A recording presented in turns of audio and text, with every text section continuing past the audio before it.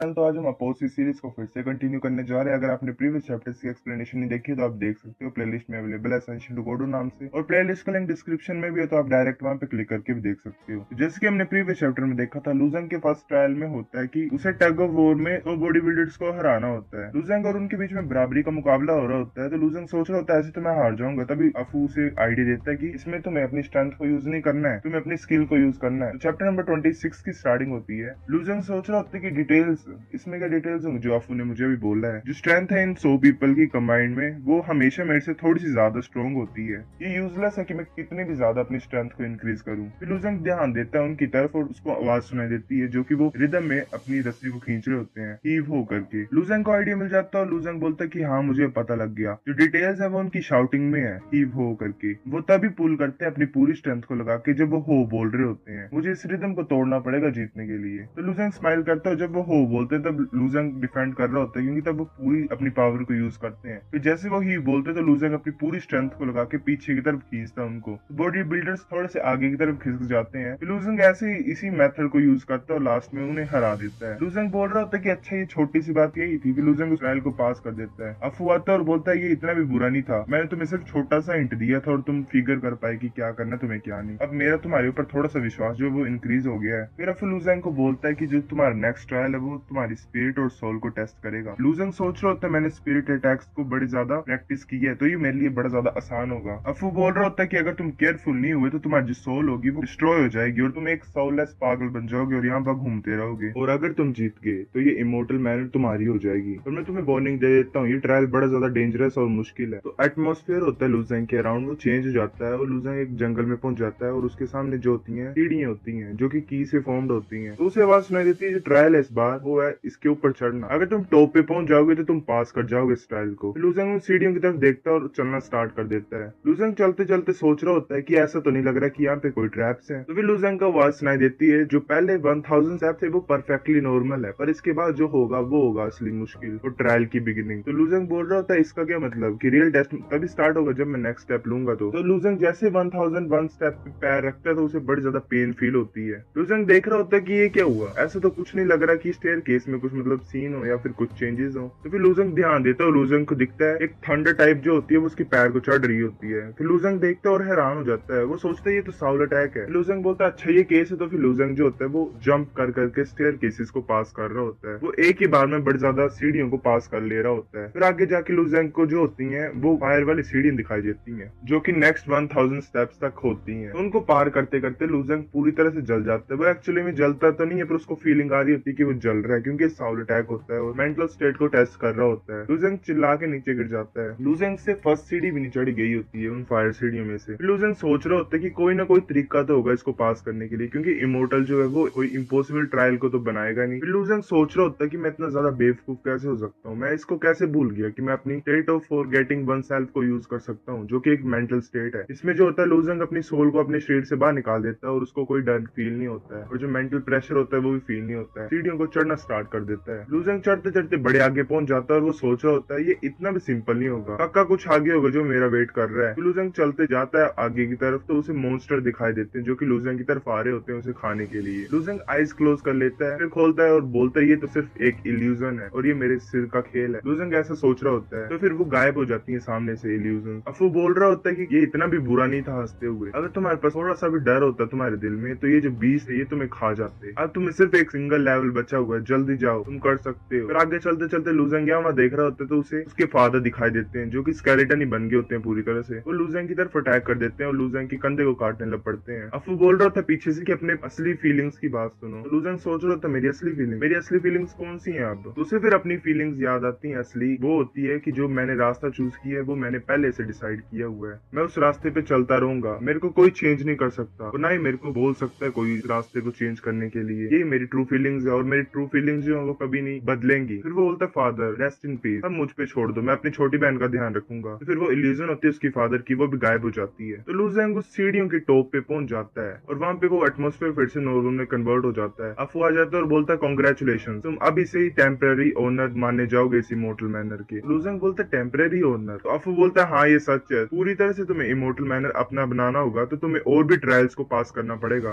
पर तुम्हारी जो करंट स्ट्रेंथ है वो बड़ी ज्यादा कमजोर है, तुम बड़े ज्यादा वीक हो, तुम्हारे लिए इम्पॉसिबल उनको पास करना।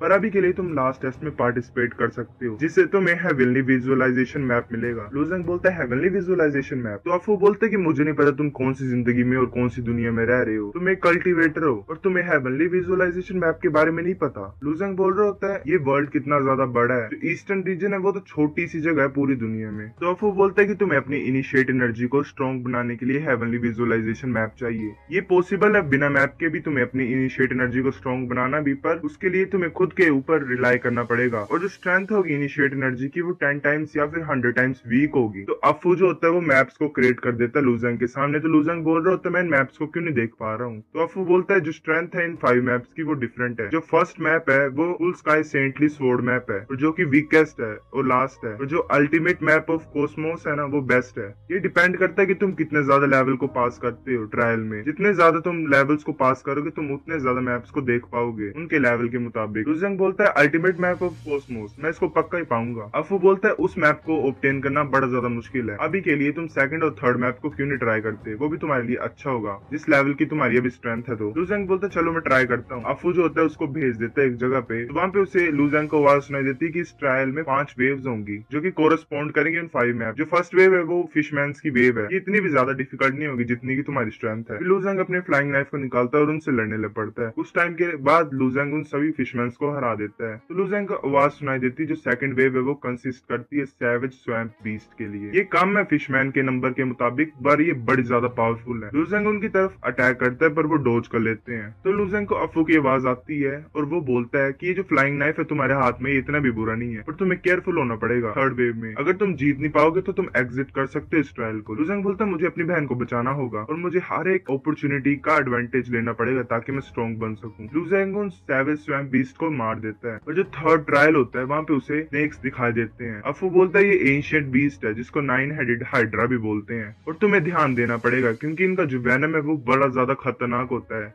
अगर तुम जीत नहीं पाओगे तो तुम एग्जिट कर सकते हो जल्दी से। लूजेंग बोलता है इन छोटे से सांपों का जहर मेरा क्या ही बिगाड़ सकता है। फिर वो हाइड्रा लूजेंग की तरफ वेनम को फेंक रहे होते हैं और जहाँ जहाँ पे वेनम गिरता है वहाँ पे बड़े बड़े गड्ढे हो जाते हैं। वो लूजेंग की तरफ अटैक करे जा रहे होते हैं पर लूजेंग जो होता है वो डोज कर रहा होता है। तो वो एकदम से जो पॉइजन होता है वो लूजेंग की तरफ आ जाता है बड़े ज्यादा हाइड्रास के सिर का। तो अफू बोलता है क्या तुम मरना चाहते हो। तो एक जो वेनम होता है वो लूजेंग को टच कर जाता है और लूजेंग की बॉडी को डैमेज कर देता है। लूजेंग अपने फ्लाइंग नाइफ को भेजता है हाइड्रास के गले की तरफ। वो एक ही हाइड्रा होता है उसी की इतनी ज्यादा नेक्स होती है और वो मर जाता है हाइड्रा वहाँ पे। अफू बोल रहा होता है हंसते हुए पीछे से कि तुमने मेरे को सरप्राइज कर दिया, मैंने कभी नहीं सोचा था कि तुम्हारी जो बॉडी है उस पे पॉइजन का कोई असर नहीं होता होगा। लूजेंग ऐसे अफू की बात सुन रहा होता है तभी एक जो हाइड्रा की कटी हुई गर्दन होती है वो लूजेंग की तरफ अटैक करने लग पड़ती है। तो लूजेंग वहां से जंप कर जाता है बचने के लिए। तो अफू बोलता है कि तुमने जो थर्ड वेव है उसको पास कर दी है और तुम्हें मिल गया मैग्निफिसेंट स्टोरिंग बर्ड मैप। अब तुम एग्जिट कर सकते हो अगर चाहो तुम अपने लिमिट से ज्यादा जो है थिंग्स को तुम ट्राई करोगे तो वो तुम्हारे लिए ज्यादा बेनिफिशियल नहीं होंगी। तो लूजेंग बोलता है कि मुझे पता मैं पास नहीं कर पाऊंगा पर मैं एटलीस्ट ट्राई तो करना चाहता हूँ कि मैं कितना ज्यादा अच्छा कर सकता हूँ। तो फिर लूजेंग की तरफ बड़ी बड़ी लाइट्स की बॉल्स आ रही होती है। लूजेंग बोल रहा होता है ये तो कोई भी बीस्ट नहीं है, ये क्या चीज है। तो गाइस चैनल तो आज हम पोस्टी सीरीज को फिर से कंटिन्यू करने जा रहे हैं। अगर आपने प्रीवियस चैप्टर्स की एक्सप्लेनेशन नहीं देखी तो आप देख सकते हो, प्लेलिस्ट में अवेलेबल है असेंशन टू गॉड नाम से और प्लेलिस्ट का लिंक डिस्क्रिप्शन में भी तो आप डायरेक्ट वहां पे क्लिक करके भी देख सकते हो। जैसे कि हमने प्रीवियस चैप्टर में देखा था लूजेंग की तरफ बड़ी बड़ी लाइट्स की बॉल्स आ रही होती है। लूजेंग बोलता है कि ये तो सैवेज बीस्ट नहीं है, ये क्या चीज है। फिर अफू बोलता है कि ये गोस्ट होते हैं जो इविल स्पिरिट्स हैं पावरफुल पीपल की जिनको इस स्वैम्प ने खा लिया था। ये उनकी स्पिरिट्स हैं, सोल्स हैं। ये गोस्ट इसलिए बन गए क्योंकि उनको और भी बड़ा ज्यादा जरूरी काम था मरने से पहले, इसलिए अब उनकी सोल्स यहाँ वहाँ घूमती रहती है स्वैम्प के आसपास। इनके ऊपर फिजिकल अटैक्स जो होते हैं वो यूजलेस होते हैं, ये तुम्हें धीरे धीरे खा जाएंगे तुम्हारी सोल को। तो फिर वो लूजेंग की तरफ बढ़ने लग पड़ते हैं। लूजेंग बोलते हैं तो बड़ी ज्यादा फास्ट मूव कर रहे हैं। तो एक जो होता है गोस्ट वो लूजेंग के बिल्कुल सामने आ जाता है और लूजेंग के आर पार निकल जाता है और ऐसे बड़े ज्यादा गोस्ट लूजेंग के आर पार निकल रहे होते हैं उसके शरीर से। लूजेंग को बड़ा ज्यादा दर्द हो रही होती है। लूजेंग बोल रहा होता है ये तो बड़ा ज्यादा पेनफुल है, मैं ऐसे कंटिन्यू नहीं कर सकता फाइट को। तो लूजेंग बोलता है फिजिकल अटैक्स इनके ऊपर कोई इफेक्ट नहीं करते हैं, तो चलो मैं स्पिरिट थ्रोन अटैक को यूज करता हूँ। फिर लूजेंग स्पिरिट थ्रोन अटैक को उनकी तरफ यूज करता है। तो एक गोस्ट को स्पिरिट थ्रोन अटैक से मारता है और उसके ऊपर असर होने लगता है, वो धीरे धीरे गायब हो जाता है। लूजेंग बोलता है कि स्पिरिट थ्रोन अटैक काम कर रहे हैं। फिर लूजेंग बाकी गोस्ट की तरफ स्पिरिट थ्रोन अटैक कर रहा होता है। लूजेंग बोलता है कि मैं ऐसे गिव अप नहीं करूंगा। फिर ऐसे वो अटैक करता जा रहा होता है पर जो कुछ गोस्ट होते हैं वो लूजेंग के अटैक को डॉज कर ले रहे होते हैं। लूजेंग बड़ा ज्यादा दर्द में होता है। तो अफू बोल रहा होता है कि तुमने पहले से ही जो मेरी एक्सपेक्टेशंस है उनको सरपास कर ली है, पर ये बुरी बात है कि जो तुम्हारा स्पिरिट थ्रोन अटैक है वो सिर्फ सिंगल टारगेट को ही अफेक्ट कर सकता है, तुम्हें गिव अप कर देना चाहिए यहाँ पे। और देखो जो तुम्हें गोस्टों ने हर तरफ से सराउंड कर लिया है, तुम्हारे पास कोई और तरीका नहीं इनको डील हील करने के लिए। लूजेंग जो होता है वो ड्रैगन की रोर का यूज करता है जो इतनी ज्यादा पावरफुल होती है कि उसके अराउंड जितने भी गोस्ट होते हैं वो सभी मर जाते हैं। तो अफू बोलता है ये तो बड़ा ज्यादा इंटरेस्टिंग है, ऐसा लग रहा है कि तुम्हारे अंदर कोई ड्रैगन है। तो लूजेंग सोच रहा होता है एक ड्रैगन नहीं है मेरी बॉडी में, मेरी बॉडी में 9 ड्रैगन्स है और मुझे भी नहीं पता वो कहाँ से आए हैं और कैसे आए हैं और उनको अवेकन कैसे किया जाएगा। अफू हंसते हुए बोलता है कि इतना बुरा नहीं था, तुम्हारे पास अब क्वालिफिकेशंस हैं 5th लेवल को चैलेंज करने के लिए, जाओ आगे। तुम्हारी सोल बड़ी ज्यादा अफेक्ट हो गई थी उन गोस्टों के अटैक से, इसलिए मैं तुम्हारी हेल्प करता हूँ रिकवर करने के लिए। फिर एक गोल्डन बीम की लाइट उसके ऊपर बढ़ती है लूजेंग की तरफ और लूजेंग की बॉडी रिकवर कर जाती है और लूजेंग बोलता है थैंक यू और बोलता है मुझे लास्ट चैलेंज को करने दो। तभी जमीन में से एक हाथ बाहर आता है और पूरा पूरा वॉरियर बाहर आ जाता है जमीन में से। लूजेंग बोल रहा होता है कि इस वॉरियर की स्ट्रेंथ तो सिर्फ हाफ स्टेप स्काईरेलम की है, मैं तो पक्का जीत जाऊंगा। तो अफू बोलता है तुम इस ओपोनेंट को मजाक में नहीं लेना चाहिए, ये जो वॉरियर है ये तुम्हारी तरह सेम कल्टीवेशन लेवल को मेंटेन करेगा, पर इस वॉरियर के अंदर एक इमोर्टल की सोल है, तो उसकी वजह से इसकी बैटल स्किल्स और बैटल स्टाइल पूरा इमोर्टल की तरह होगा। लूजेंग सोच रहा होता है कि मुझे अपना गार्ड डाउन नहीं करना एक भी सेकंड के लिए, मुझे पूरा ध्यान देना पड़ेगा इस फाइट के लिए। लूजेंग उसकी तरफ आगे बढ़ते हुए सोच रहा होता है कि इसकी इनिशिएट एनर्जी तो बड़ी अजीब सी लग रही है, पर मैं फिर भी पहले अटैक करता हूँ ताकि मेरे को एडवांटेज मिले। लूजेंग स्पीड थ्रो अटैक को उस वॉरियर के खिलाफ भेज देता है और बोलता है कि मैं पहली वाली पुरानी ट्रिक को यूज करता हूँ, अगर ये फर्स्ट फ्लाइंग नाइफ के अटैक को डोज कर लेगा तो मैं जल्दी से स्पीड थ्रो अटैक का यूज कर लूंगा इसके ऊपर और फिर अपने नाइफ को कंट्रोल करूंगा पीछे से और दोबारा अटैक करूंगा इसके ऊपर पीछे से और इस बैटल को एक ही बार में खत्म कर दूंगा। और जैसे जो लूजेंग का स्पीड थ्रोन है उसके पास से निकलता है तो वो बिल्कुल थोड़ा सा मूव करता है डोज करने के लिए और नाइफ उसके पास से निकल जाता है। लूजेंग बोलते मैं अपने स्किल्स में बड़ा ज्यादा कॉन्फिडेंट था, ये किस तरह का डोजिंग मेथड है, स्पीड थ्रोन अटैक तो इसको हिट भी नहीं करेगा, ये इतना फास्ट डोज जो कर रहा है। फिर लूजेंग जो होता है वो अपने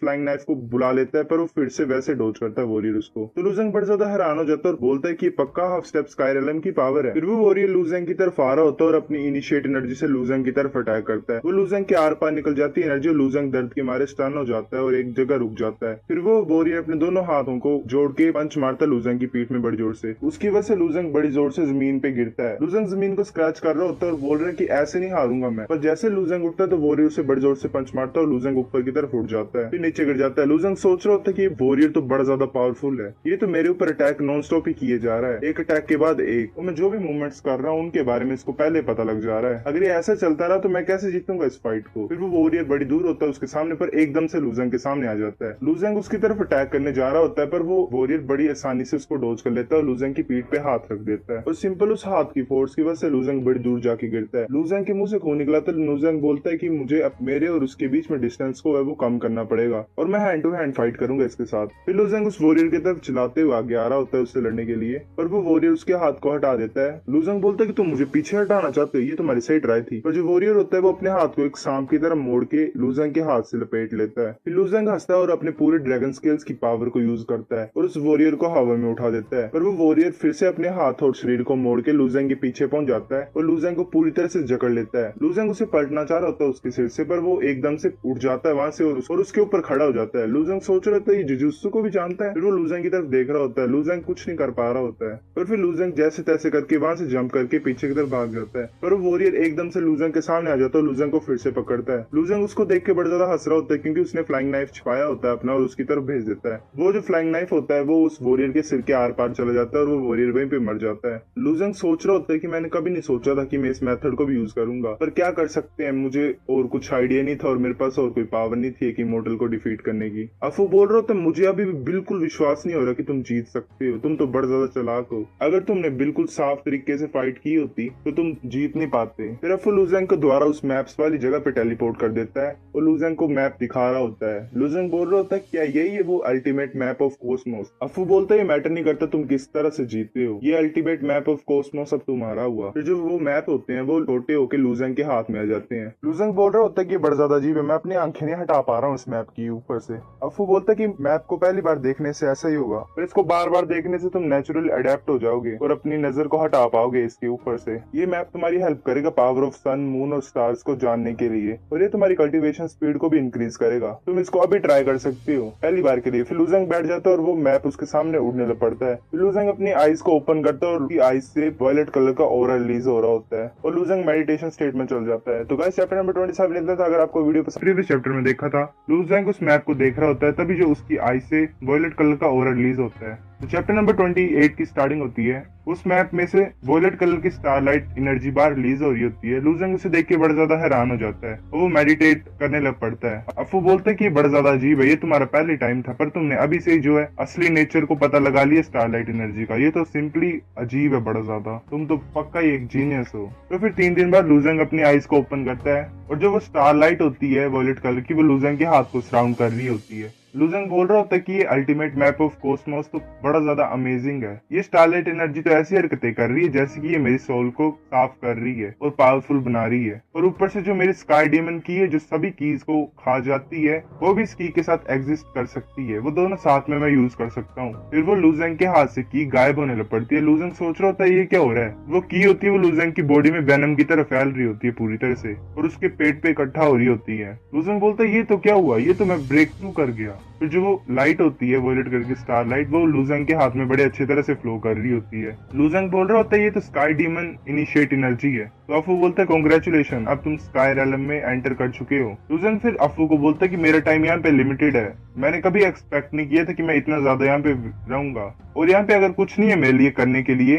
तो मैं यहाँ से अब चल पड़ता हूँ। तो अफू बोलते हैं ये इमोर्टल मैनर जो है तुम्हारे लिए बड़ी अच्छी जगह कल्टीवेट करने के लिए, तुम यहाँ से क्यों जाना चाहते हो। तो लूजेंग बोलता है मुझे माफ कर दो, पर मुझे और भी बड़े ज्यादा इंपॉर्टेंट मैटर्स है अभी। तो अफू उसकी तरफ देख रहा होता है और अफू उसकी तरफ एक टोकन टाइप को फेंकता है और बोलता है कि अगर तुम इमोर्टल मैनर में आना चाहते हो तो तुम्हें बस ये बैच को होल्ड करना है और इमोर्टल मैनर के बारे में सोचना है, तुम वहां पे पहुंच जाओगे डायरेक्ट ही। लूजेंग बोलता है तुम्हें चिंता करने की कोई जरूरत नहीं है, मैं ज्यादा टाइम नहीं लगाऊंगा, मैं पक्का वापस आऊंगा फ्यूचर में और जब मैं आऊंगा तो मैं असली ओनर बन जाऊंगा इस इमोर्टल मैनर का। तो अफू बोलता है पक्का मेहनत करना, मेरे को लगता है कि तुम इस इमोर्टल मैनर को इसकी पहले वाले डेज की तरह इसको पॉपुलर बना दोगे और पावरफुल बना दोगे। तो फिर लूजेंग ड्रिजल पीक पे पहुंच जाता है और बोलता है मैं फाइनली ड्रिजल पीक पे पहुंच गया हूँ। तो जैसे वो ड्रिजल पीक की सीढ़ियों के पास पहुंचता है वहाँ पे गार्ड्स खड़े होते हैं। वो बोलते हैं कि अपना आइडेंटिफिकेशन बैज दिखाओ। फिर वो लूजेंग के आइडेंटिफिकेशन बैज को देख रहे होते हैं और आपस में बात कर रहे होते हैं। वो बोलते हैं कि तुम ऐसे एंटर नहीं कर सकते हो, तुम्हें हमारे साथ आना पड़ेगा क्योंकि तुम्हें और भी काम है। ड्रिजल पीक में जाने से पहले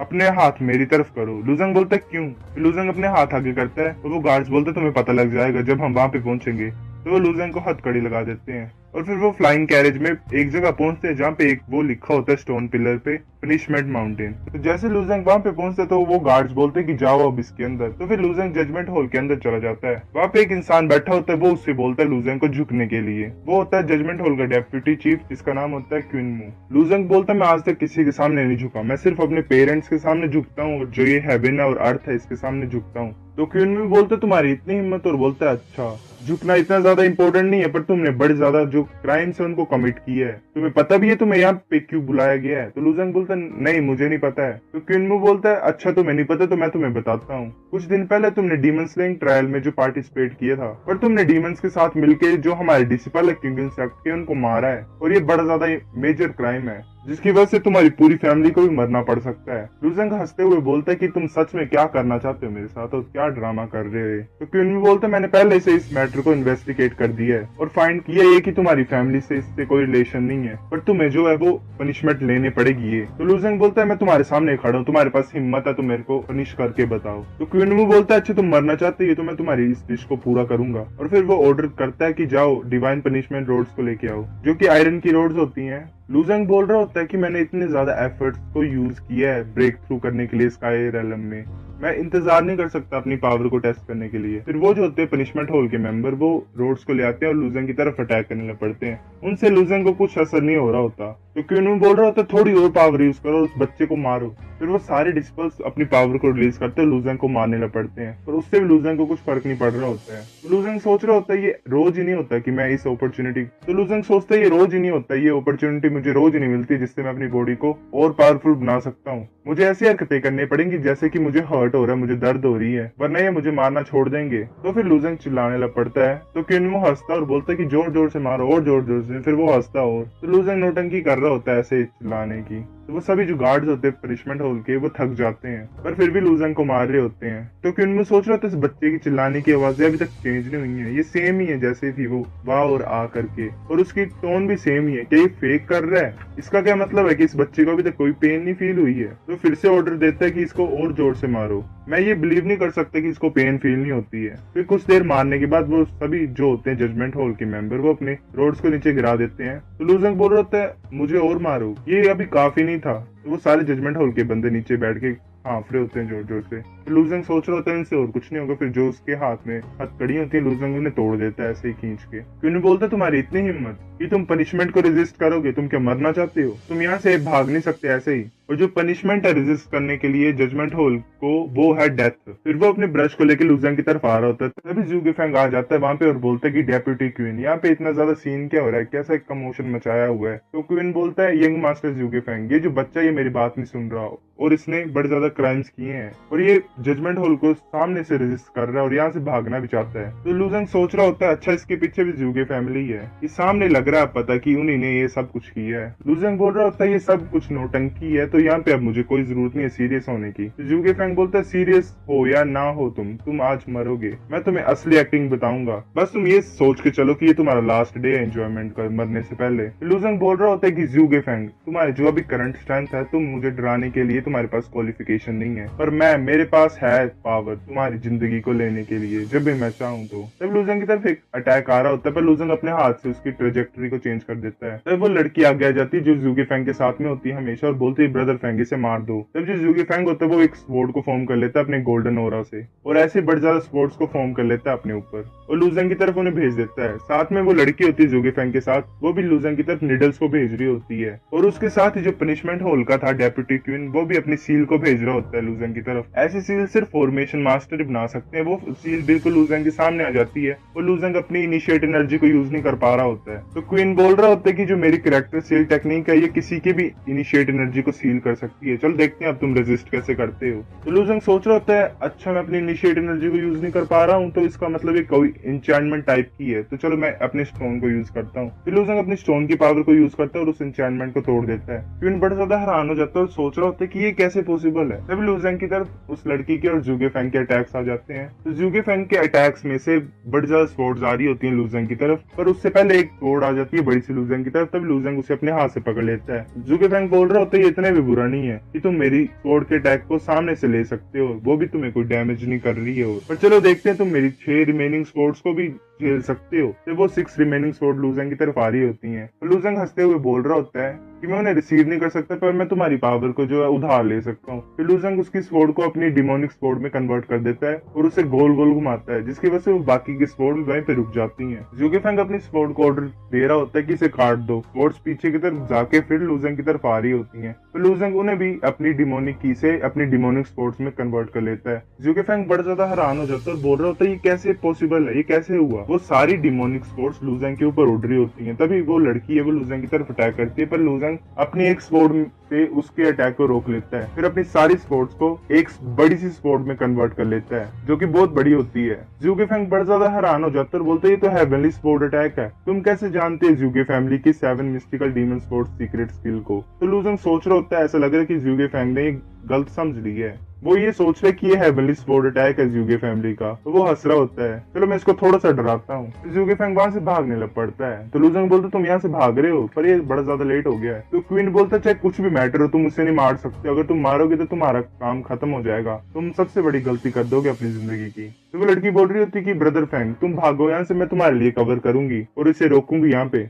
वो लड़की लूजंग की तरफ आ रही होती है अटैक करने के लिए, पर लूजंग उसे अपनी स्वॉर्ड से मारता है और वो दीवार से टकरा के नीचे गिर जाती है। लूजंग बोल रहा होता है ज़ू गेफेंग ये हैरानी की बात नहीं कि तुम्हारा निकनेम मैडमैन है, तुम इतने ज्यादा डरपोक हो कि तुम अपनी वुमेन को पीछे छोड़ सकते हो मरने के लिए। ज़ू गेफेंग बोल रहा होता है लूजंग अगर तुम मुझे आज मार दोगे तो तुम पूरी तरह से ज़ू फैमिली को अपनी एनिमी बना लोगे, मैं फ्यूचर हूँ और होप हूँ ज़ू फैमिली का। लूजंग उसकी तरफ अटैक करते वक्त बोल रहा होता है कि चलो देखते हैं मैं हिम्मत करता हूँ तुम्हें मारने की कि नहीं। तभी लूजंग को एक आवाज सुनाई देती है कि रुक जाओ, अगर तुम ज़ू फैमिली को मार दोगे तो तुम्हें क्योंकि इंसेक्ट में कोई भी नहीं बचा पाएगा। तो उस बात के प्रेशर से लूजंग थोड़ा सा दब जाता है और झुक जाता है थोड़ा सा। तभी ज़्यू गेफेंग बोलता है फर्मेंटेड इमोर्टल, जल्दी से आओ और मुझे बचा लो। लू ज़ेंग बोल रहा होता है अभी तुम्हारे पास कोई चांस नहीं है, तुम एक इमोर्टल भी नहीं बचा सकता। ज़्यू गेफेंग की तरफ अपनी स्पोर्ट से अटैक कर देता है और उसे 2 हिस्सों में काट देता है। वो जो फर्मेंट इमोर्टल होता है वो बोल रहा होता है कि तुम्हारी हिम्मत कैसे हुई किंग इंसेक्ट में किसी को मारने की, तुम क्या मरना चाहते हो? फिर वो अपने हाथ को लू ज़ेंग की तरफ भेज रहा होता है, वो हाथ बहुत बड़ा हो जाता है और लू ज़ेंग की तरफ आ रहा होता है। तब लू ज़ेंग जो अपनी बड़ी सी स्वॉर्ड है वो उसकी तरफ भेजता है, वो स्वॉर्ड उसके आर पार हो जाती है हाथ की, पर उससे कुछ नहीं होता। फिर लू ज़ेंग देख रहा होता है जो उसकी स्वॉर्ड का ऑरा होता है वो उसके हाथ पे फैल गया होता है और उसे कोसमोस वाला मैप जो होता है वो गाइड कर रहा होता है। तो लू ज़ेंग बोल रहा होता है ये ऐसा लग रहा है मुझे ये स्टेलर फोर्स है मैप ऑफ कोसमोस में से, अब सही टाइम है मुझे मैप की शक्ति को देखने के लिए। लू ज़ेंग अपने एक और मूव को यूज करता है ब्रस्ट को, जिसकी वजह से जो होती है वो वायलेट कलर की स्टार लाइट होती है मैप ऑफ कोसमोस में से, वो एनर्जी रिलीज होती है और वो हैंड गायब हो जाता है वहीं पे ही। तो वो इमोर्टल बोल रहा होता है कि ऐसा लगता है कि तुम थोड़ी बहुत ट्रिक्स को जानते हो, ये इतना भी बुरा नहीं था, पर तुम मुझे मिले हो, आज मैं तुम्हें पक्का ही मार दूंगा, आज तुम्हारा मरने का दिन है। फिर वो 2 हाथों को लू ज़ेंग की तरफ भेजता है। तो गाइस चैप्टर नंबर 28 इतना ही था। अगर आपको वीडियो पसंद आई तो लाइक करनी है, फिर भी लाइक कर दो।